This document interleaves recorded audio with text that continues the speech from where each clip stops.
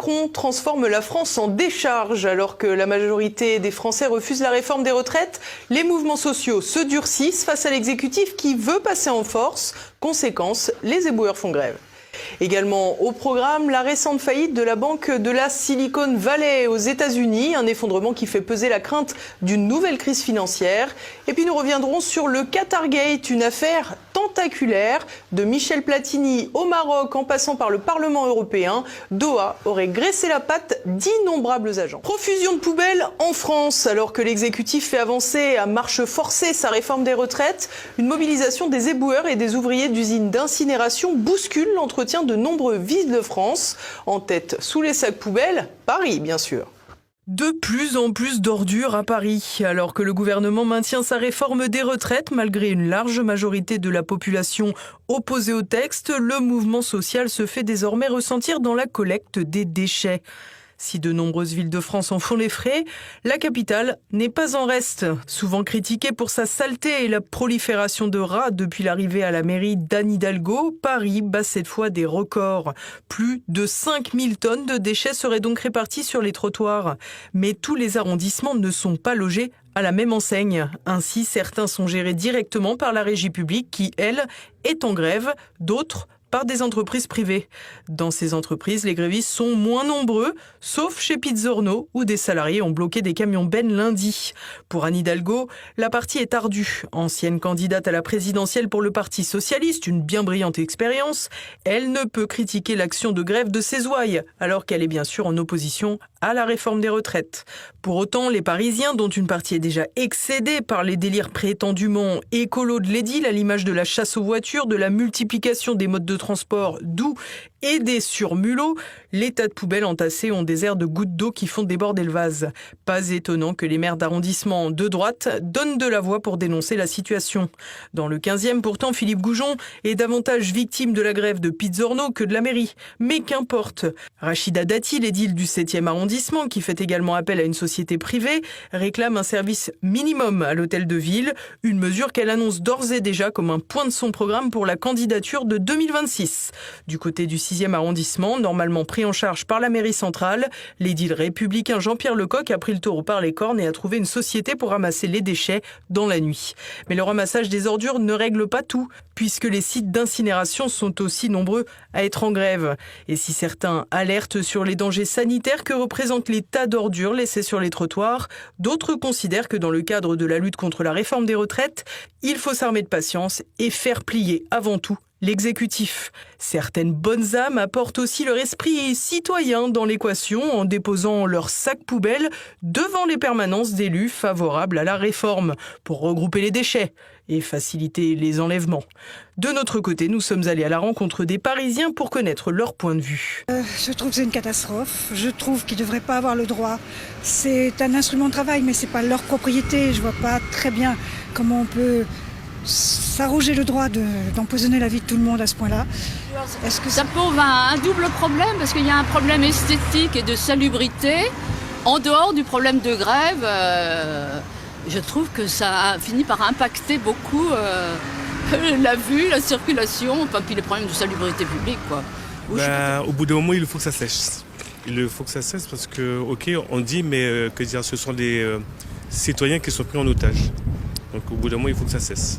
Ce que j'ai compris, ils vont avoir une retraite décalée de 57 à 59 ans. Et vu le travail qu'ils ont, l'espérance de vie qu'ils ont, je trouve pas ça juste. C'est le seul pouvoir qu'ils aient, c'est de nous emmerder. Et ils ont bien raison de le faire. Au moins, ça, le reste du temps, quand ils disent quelque chose, personne ne les écoute. Donc au moins là, peut-être qu'on va les écouter.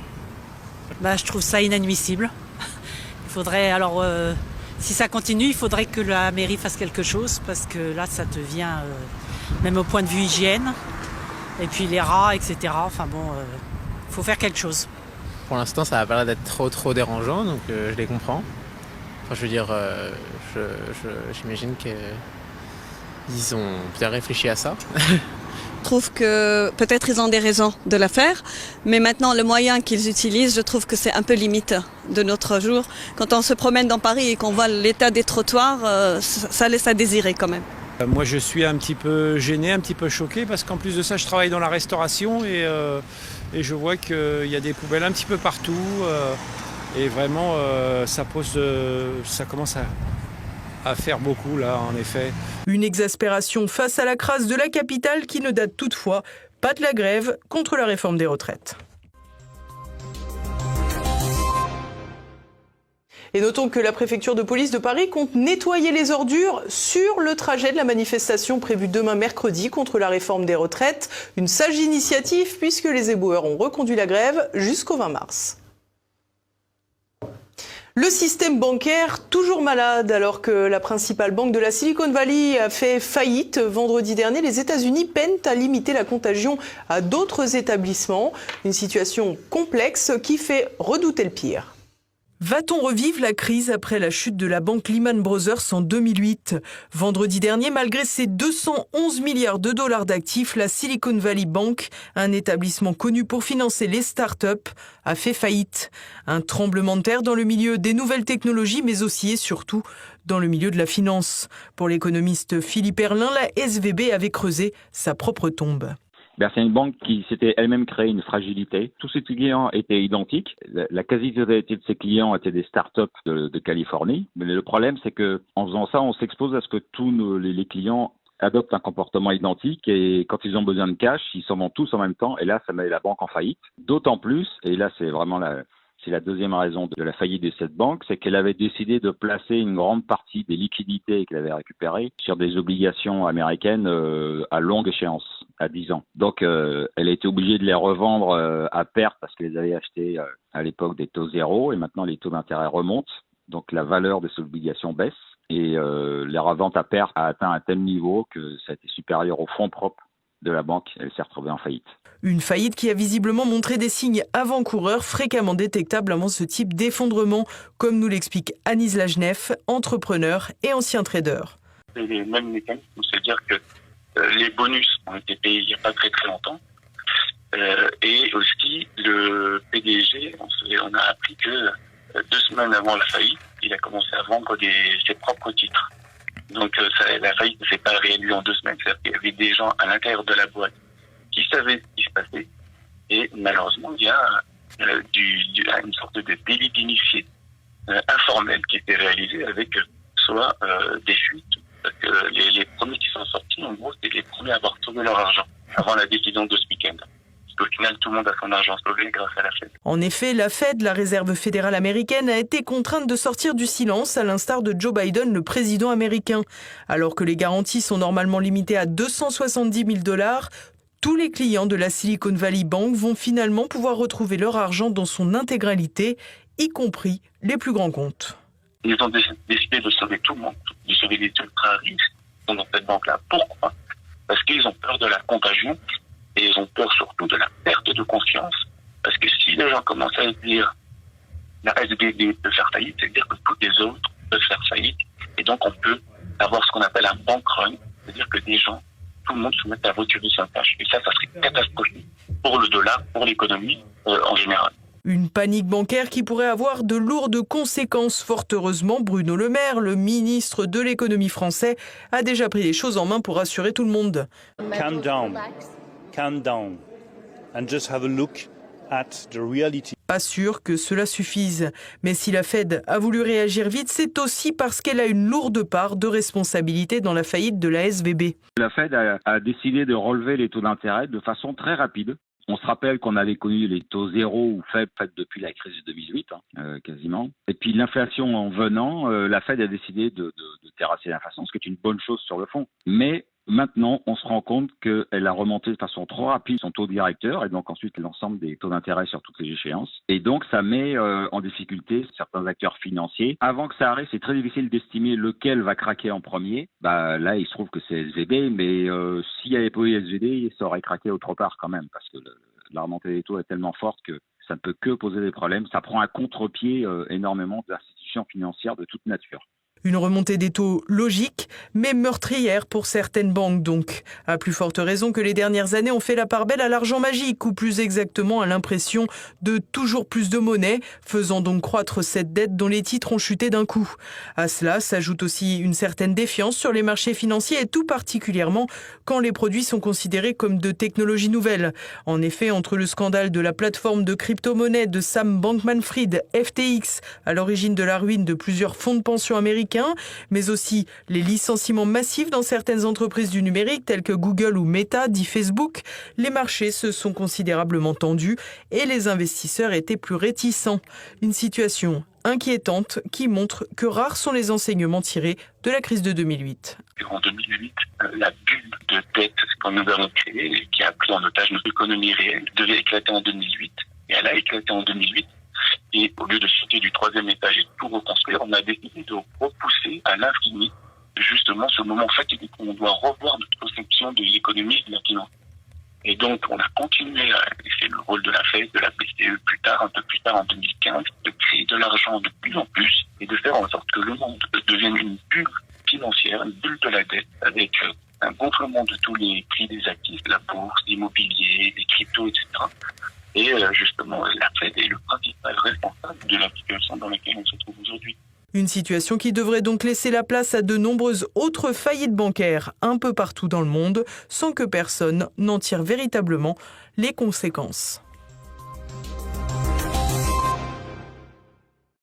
Et revenons à présent sur le Qatargate, un scandale tentaculaire parti d'une petite pétromonarchie qui éclabousse des personnalités, mais aussi des institutions et même un État, le Maroc. Le point avec Olivier Frère-Jacques. Une affaire de foot, mais pas seulement. Après Michel Platini, le Parlement européen et les rumeurs entourant l'État du Maroc, c'est au tour du patron de la Confédération syndicale internationale, Luca Vicentini, de faire les frais du Qatargate. Ce dernier avait reconnu en décembre avoir reçu un don de l'ancien eurodéputé italien Pier Antonio Panzeri, un des suspects clés du dossier Qatargate. Panzeri est l'une des têtes d'affiche de ce scandale, avec la grecque Eva Kaili, une affaire qui a éclaté en décembre 2022 à Bruxelles. Des membres du Parlement européen auraient ainsi reçu de l'argent afin de défendre les intérêts du Qatar. La vice-présidente du Parlement, Eva Kaili, a ainsi été incarcérée. Ce scandale, Qatargate, est aussi parfois appelé Maroccogate. En effet, la ramification entre le Qatar et le Maroc n'est pas évidente en soi, mais semble s'expliquer par des réseaux convergents pour défendre l'intérêt de pays étrangers par le biais de financements et de cadeaux, un système communément appelé corruption. Pour comprendre le lien avec le Maroc, il convient d'en revenir aux acteurs du Qatargate au Parlement européen. La vice-présidente du Parlement, Eva Kaili, avait un assistant parlementaire, Francesco Giorgi. Ce collaborateur italien était aussi son compagnon. Ce dernier a admis en décembre faire partie d'une organisation travaillant pour le Qatar mais aussi le Maroc. Une structure obscure qui, selon lui, impliquerait aussi l'eurodéputé belge Marc Tarabella, qui nie les faits. Eva Kaili nie également et affirme qu'elle ignorait la présence d'argent liquide trouvé chez elle dans une valise transportée par son propre père. Difficile d'imaginer la vice-présidente au cœur d'une manipulation de la part de son amant et collaborateur de mèche avec son propre père. Francesco Giorgi a rencontré Eva Kaili en Erasmus alors qu'il effectuait une année à l'Université libre de Bruxelles et profitait de cette occasion pour faire un stage au Parlement. Aujourd'hui âgé de 35 ans, 9 de moins que sa compagne grecque, l'Italien Giorgi serait un personnage obsédé par son image, vivant largement au-dessus de ses moyens depuis le début de ses affaires. Avant de travailler pour Madame Kaili, il avait été assistant de son compatriote Antonio Panzeri, également impliqué dans ce dossier. À cette affaire de personnes se superposent des intérêts étatiques. L'intérêt du Qatar est connu de tous, lisser son image en Europe. En amont de la Coupe du Monde, cela a pu passer par des actes de corruption touchant le monde du football, mais aussi des politiques, même possiblement des chefs d'État. Outre l'événement sportif, la monarchie du Golfe visait aussi et vise toujours à se montrer sous le meilleur jour en dépit des accusations répétées à son encontre en matière de droits de l'homme et s'agissant de sa complaisance avec le terrorisme islamiste. En revanche, l'intérêt du Maroc est moins connu du grand public. Le Maroc serait aussi dans une opération séduction auprès des institutions européennes. Serait aussi visée la volonté de passer sous silence sa négligence des droits de l'homme, ou tout au moins des droits de l'homme à la sauce bruxelloise. Mais pas seulement. Le Maroc viserait aussi un soutien du Parlement dans le dossier du Sahara occidental, territoire situé au sud du Maroc dont Rabat revendique la souveraineté. L'Algérie, en revanche, soutient les indépendantistes du Front Polisario. La monarchie marocaine n'entend pas lâcher sur cette question territoriale et ne peut pas se le permettre alors que son rapprochement avec l'État d'Israël a suscité des inquiétudes chez les Marocains et la critique du Parti de la Justice et du Développement, une formation conservatrice du royaume. Dans la déclinaison qatarienne comme marocaine, il s'agirait donc de faits de corruption dans le but de favoriser une diplomatie communautaire favorable à ces États. Une méthode d'influence somme toute assez courante. Restent de nombreuses interrogations quant au réseau utilisé, notamment sur le potentiel usage d'un réseau commun pour corrompre les députés européens. C'est ce que semblait affirmer Francesco Giorgi lors de sa garde à vue, mais il semble léger de se baser sur le seul témoignage de ce personnage. Le Qatar et le Maroc ne sont pas de grands alliés, mais un canal commun pour mener des opérations d'influence peut cependant être utilisé. Les opérations d'influence qui passent ici par des faits de corruption ne sont cependant pas l'apanage de ces deux seules nations. Au-delà des cas qataris et marocains, de nombreux États manœuvrent auprès des institutions européennes. Le cas de l'Azerbaïdjan pourrait faire l'objet de scandales dans les mois ou les années à venir. Et à présent, nous passons à l'actualité en bref avec Renaud de Bourleuf. Rencontre franco-hongroise à Paris. Lundi, Emmanuel Macron a reçu à l'Élysée le Premier ministre hongrois Viktor Orban pour préparer le Conseil européen des 23 et 24 mars. Les deux chefs d'État ont abordé les questions de politique industrielle et de compétitivité européenne, le sujet des migrations, ainsi que la guerre en Ukraine. Alors qu'Emmanuel Macron évoque, je cite, « l'unité des pays européens dans leur soutien à l'Ukraine face à l'agression russe », Viktor Orban fustige quant à lui ce qu'il appelle la guerre indirecte menée par l'Europe contre la Russie. Viktor Orban a d'ailleurs déjà montré ses distances avec les décisions de sanctions de l'Union européenne, notamment sur le terrain des approvisionnements en gaz. L'unité européenne n'est donc pas pour demain. 200 emplois menacés dans le Nord. Le groupe Nestlé a annoncé au début du mois la suspension de l'activité de l'usine Buitoni à Caudry. Une annonce qui intervient un an après que les pizzas surgelées Fresh Up ont été suspectées d'avoir causé la mort de 2 enfants. Lundi, les employés manifestaient devant l'usine. Le maire de Caudry demande au groupe Nestlé de trouver une activité de substitution pour l'usine et rappelle que la multinationale réalise des milliards de bénéfices. Les salariés devraient être fixés sur leur situation d'ici le 30 mars. Le feuilleton Pierre Palmade continue. Ce mardi, la Cour d'appel de Paris a annoncé que l'humoriste n'irait pas en détention provisoire pour raison de santé. Plus d'1 mois après avoir provoqué un accident qui a fait 3 blessés graves et 1 mort, sous l'empire de la drogue, Pierre Palmade est toujours hospitalisé. Il est placé sous contrôle judiciaire avec interdiction de quitter l'hôpital. Les fabricants de psychotropes, grands gagnants de la crise sanitaire. Entre 2014 et 2021, le taux de consommation d'antidépresseurs chez les enfants a grimpé de 62%. Pour les hypnotiques et les sédatifs, l'augmentation s'élève même à 155%. Le Haut Conseil de la famille, de l'enfance et de l'âge tire la sonnette d'alarme, notamment en ce qui concerne la prescription d'antidépresseurs pour les enfants de moins de 6 ans. Des experts notent aussi que le Covid et les confinements successifs ont eu des conséquences sur la santé mentale des enfants, avec une hausse des tentatives de suicide et des sentiments d'angoisse. Pfizer grandit grâce au Covid. Le géant pharmaceutique américain a annoncé lundi le rachat de l'entreprise de biotechnologie Seagen spécialisée dans les traitements anticancéreux. La transaction serait d'un montant de 43 milliards de dollars, c'est-à-dire environ 40 milliards d'euros. Grâce aux bénéfices générés par ces prétendus vaccins, Pfizer avait acquis au cours de l'année passée plusieurs sociétés pour des milliards de dollars. Parmi elles, Arena Pharmaceutical, Global Blue Therapeutics ou encore le dit spécialiste de la migraine Biohaven. Avec cette nouvelle acquisition, le PDG Albert Bourla parle de poule aux œufs d'or. Visiblement, il s'y connaît. Dernier saut en hauteur, l'athlète américain Dick Fosbury, champion olympique de saut en hauteur en 1968, est mort dimanche à l'âge de 76 ans. Il était connu pour avoir popularisé et perfectionné le saut en rouleau dorsal qui avait révolutionné son sport. Et voilà, on arrive déjà à la fin de cette édition. Dans un instant, le Zoom du jour, le journaliste Jean-Claude Rollina présente son ouvrage « 17 ans dans les tranchées du Front National ». Il y a eu un autre moment que vous n'avez pas cité, il y a eu 84, l'immense défilé pour la défense de l'école libre. Et moi j'ai participé à ce défilé avec Jean-Marie et ses lieutenants, fraîchement élus au Parlement européen, 10 élus. En 84, l'irruption du Front National, 11% des voix. Et j'avais écrit, c'est le 14 juillet de Le Pen. Il fallait voir, si vous voulez, cet enthousiasme autour du cortège du Front National qui était inséré dans le cortège plus important, bien sûr, de tous les manifestants en faveur de l'école libre.